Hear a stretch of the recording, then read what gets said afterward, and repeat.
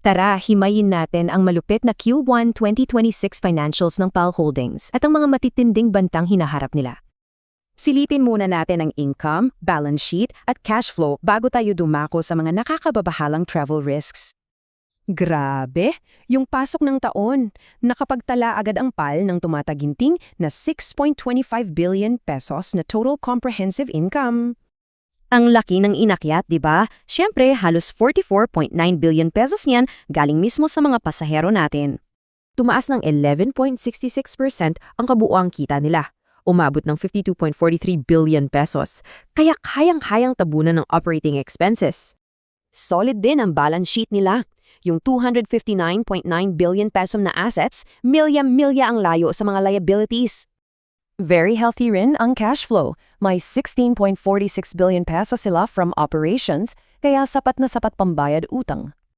Pero teka, sa ganda ng performance na yan, ano itong bigla ang problema na pwedeng sumira sa momentum nila?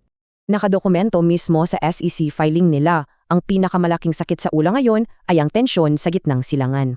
Sobrang apektado ang mga biyahe. Noong Pebrero pa lang, sunod-sunod na airspace closures na ang nagpa-cancel ng mga flights. Kaya noong Marso, bago pa bumalik ang commercial flights, tumulong muna ang PAL sa mga special repatriation flights natin.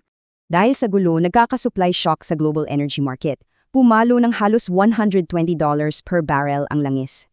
As in, material surge talaga sa jet fuel benchmark. Tinamaan agad ang pinakamalaking operating expense ng airline.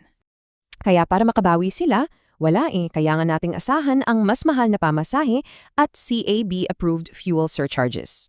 Sa taas ng presyo ng langis at patuloy na gulo, sa tingin nyo, makakasurvive kaya ang margins ng PAL?